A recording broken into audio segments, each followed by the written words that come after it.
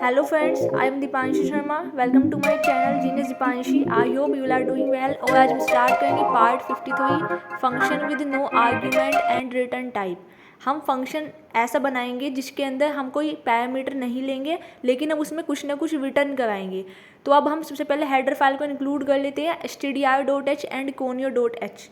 अब इसके बाद हम फंक्शन बनाएंगे. फंक्शन का रिटर्न टाइप लेंगे इंट. अगर मैंने फंक्शन का डेटा टाइप इंट लिया है, मतलब रिटर्न टाइप, तो हमें फंक्शन से कुछ ना कुछ रिटर्न करवाना है. और फंक्शन में एज एन पैरामीटर मैंने कुछ नहीं लिया है, क्योंकि मैं फंक्शन बनाने जा रही हूँ with no arguments and return type वाला. उसके बाद मैंने इस फंक्शन की डेफिनेशन के अंदर एक इंटीजर टाइप का एन वेरिएबल डिक्लेयर कर दिया. उसके बाद अब मैंने प्रिंटफ स्टेटमेंट में यहाँ पे पूछ लेंगे यूजर से कि enter any number you want to send to the main function. जैसे कि आप एक नंबर यूज़र से यहाँ पे एंटर कराए, कुल मिलाकर के आप एन की जो वैल्यू है वो आप यूज़र से ले रहे हैं. उसके बाद स्कैनफ फंक्शन में आप यूज़र की दी हुई वैल्यू को रीड कर रहे हैं.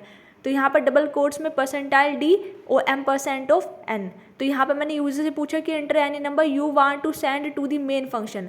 तो यूज़र जो भी नंबर एंटर करेगा हम उस नंबर को मेन फंक्शन में सेंड कर देंगे. Like, share and subscribe our channel genius Deepanshi.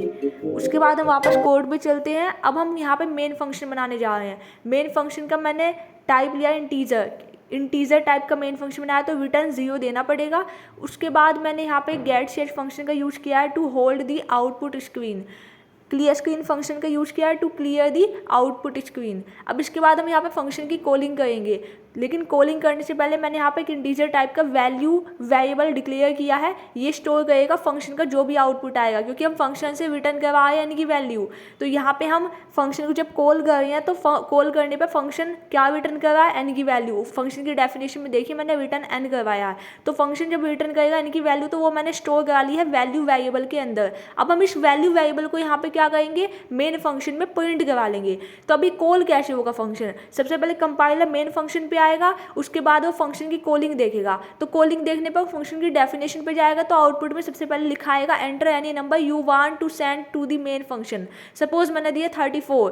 तो उसके बाद ये जो 34 है वैल्यू वेरिएबल के अंदर स्टोर हो जाएगा. और ये आउटपुट में फिर ऐसे आएगा लिखा हुआ कि the value returned by the function to the main function is 34.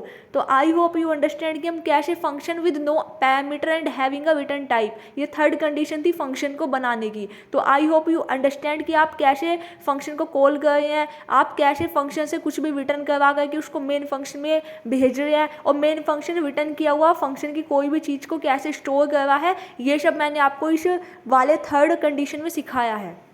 अब आप इसको कंपाइल करा करके रन करा करके देखोगे तो आउटपुट में आपको ऐसे ही दिखेगा जैसे मैंने आपको बताया है. उसके बाद अब जैसे कि आपने 34 डाला तो इसने 34 आपको आउटपुट में दिखा दिया. Subscribe our channel genius Deepanshi and thanks for watching. If you have any doubt you can ask me any time in the comment section. और आप इसी तरीके से फंक्शन को बनाना सीखते रहिए और आगे बढ़ते रहिए.